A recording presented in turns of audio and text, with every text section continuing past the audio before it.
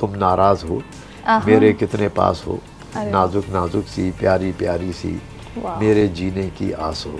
है वक्त मिटाना मुझे आसान नहीं है, इंसान हूँ कोई नक्शे कफे पा तो नहीं हूँ।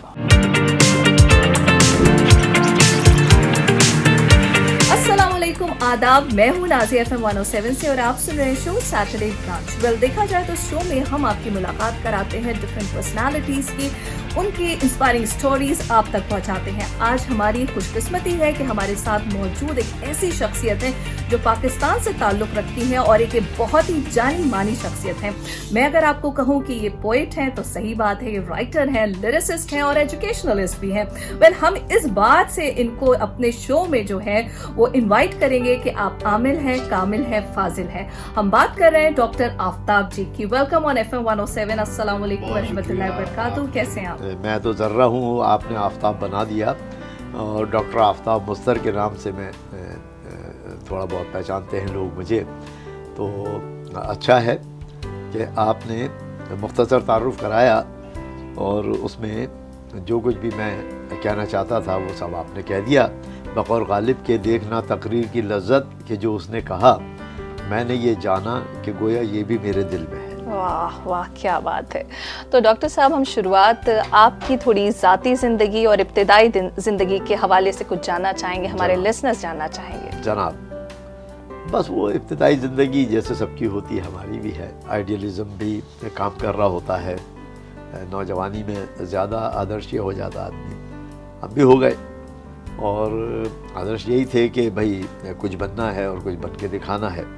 लेकिन बस वो कहते हैं फ़ारसी में कि तदबीर कुनत बंदा तकदीर कुनत खंदा, कि जब आदमी तदबीर लड़ा रहा होता है तो तकदीर उस पर हंस रही होती है कि कब वक्त ये करना तो ये चाह रहा है, होगा ये। तो वही हो गया कि शायरी ने मुझे आधा बोचा और शेर का हमला हो गया। मेरा ख्याल है कोई 11-12 साल का होऊंगा मैं, तो उस वक्त से ही शायरी ने मुझे सिलेक्ट किया, मैंने शायरी को सिलेक्ट नहीं किया। ओहो, बड़ी इंटरेस्टिंग और दिलचस्प बात। फितरी और फितरती जो मामलात होते हैं तो वो अल्लाह ने खुद ही इस तरफ राह दिखा दी। ये हुआ एक ग्राउंड रियलिटी ये है कि कलम से मजदूरी करके कमाना सबसे मुश्किल काम है। सही। और इसलिए कलमकार को शायद इसीलिए किसी और शोबे में जाकर कुछ और भी करना पड़ता है। सही। वरना आप यूरोप में हो या और किसी दुनिया में तो वो तख्लीक़कार को बहुत हाई लेवल पर देखते हैं और वो कहते हैं बस ठीक है भाई तुम यही करो और बस तुम्हारा ये वजीफ़ा बन गया या ये जॉब हो गई, वही उसकी जॉब होती है। सही। तो यहाँ ये हमारा जो माशरा है बर्र सगीर का ख़ास तौर पे, उसमें ये सवाल बनता है। बिल्कुल सही। तख्लीक़ार से ये सवाल बनता नहीं है वैसे। जी बिल्कुल, मैं कि गवर्नमेंट एम्प्लॉयर और एज ए ऑफिसर मैं रिटायर हुआ गुज़श्ता दिनों और बहुत सेंसिटिव महकमा है और पूरा पाकिस्तान क्या जिस शोबे में भी आप होते हैं टैक्स का जो मामला है उससे मुल्क चलते हैं। तो मैं FBR में इनकम टैक्स डिपार्टमेंट या FBR में मैं एक ओहदे पर था। अच्छा, अब आपकी गज़ल के बारे में बात करते हैं। बहुत ही खूबसूरत सी गज़ल है, हर जुल्म तेरा याद है भूला तो नहीं। वेल, ये गज़ल इतनी खूबसूरत थी, इसे कई आर्टिस्ट ने अपने अपने तरीके से गाया भी। सज्जाद अली जी की भी मैंने अभी आने से पहले देख ही रही थी, देखती हुई आई हूँ। तो क्या आप हमें बताएंगे इस गज़ल की कहानी क्या थी, इसके पीछे परसेप्शन क्या था और आप किन से इंस्पायर्ड हुए थे इस गज़ल को लिखने के लिए? अच्छा, ये सवाल जो है मुझे आज कोई 45 साल से ज़्यादा हो गया शायरी के शोबे में। 76 में मैंने मुशायरे पढ़ने शुरू कर दिए थे, समझ लें। तो ये गज़ल मेरी है 83 की। दूसरी इसकी एक खुसूसियत या अहमियत ये भी है कि ये तरही मुशायरे की गज़ल थी और मिसरा तरह पे मैंने ये गज़ल कही थी और मिसरा तरह था, मैं दिल में लिए कोई तमन्ना तो नहीं हूँ। तो इस पर मेरी ये गज़ल, और जब मैंने ये मुशायरे में पढ़ी थी, बड़ा तो मैं अब भी नहीं हूँ, उस वक्त कुछ ज़्यादा ही छोटा था, तो वो उसकी गूंज जैसे कहते हैं, अब अपने मुँह से तारीफ़ करूँ तो अजीब लगता है लेकिन अब बताना पड़ता है। तो उसकी गूंज उस मुशायरे में ऐसी थी कि तमाम सीनियर ही थे, उसमें मैं ही एक जूनियर था। तो वो छतें उड़ना जिसको कहते हैं, तो वो ऐसा शोर और गलगला एक उठा इन शेरों पर। और फिर जब मैं इस पर आया, साहिल पर खड़े हो तो मैं क्या गम चले जाना, میں ڈوب رہا ہوں ابھی، ڈوبا تو نہیں ہوں، تو اس پہ واقعی داد اور فریاد ایسی ہوئی کہ چھتیں اڑنا جس کو ہم سنتے تھے وہ میں نے اس دن دیکھا۔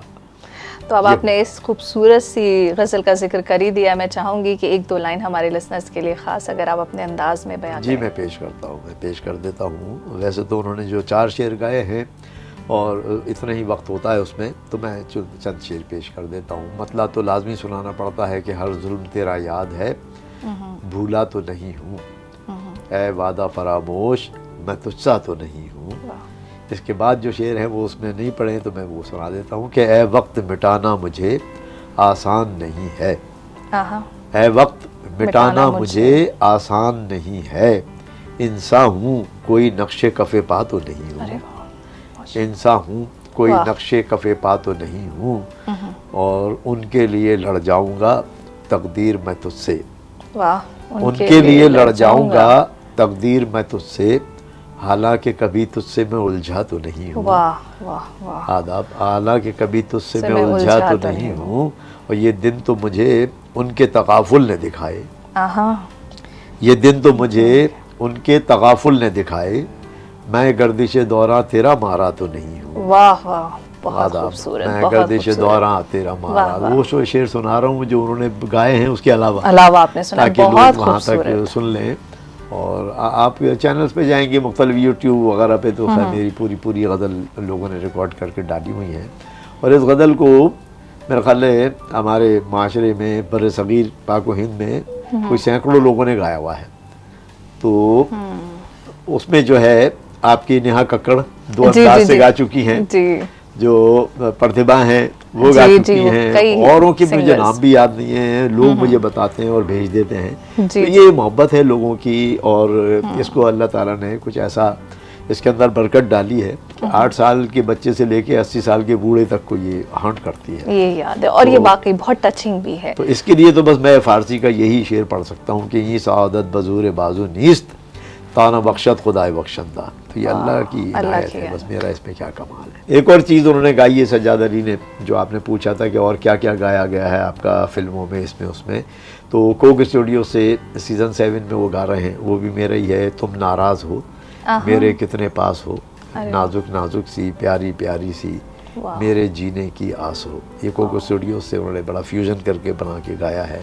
پھر ایک اور ابھی ان کا آ رہا ہے نغمہ جو ان ہوا ہے، کوئی تو بات ہو ایسی قرار آ جائے، خزاں تو دیکھ چکے اب بہار آ جائے، اور اس کے علاوہ اس سے پہلے ایک اور آئی تھی کہ جوانی زندگانی ہے، نہ تم سمجھے نہ ہم سمجھے، یہ ایک ایسی کہانی ہے، نہ تم سمجھے نہ ہم سمجھے۔ تو بہرحال بہت ساری چیزیں ہیں، اور یہ پسند اس لیے بھی آتی ہے کہ لوگ پسند کرتے ہیں، لوگ پسند، بس سیدھی سی بات یہ ہے۔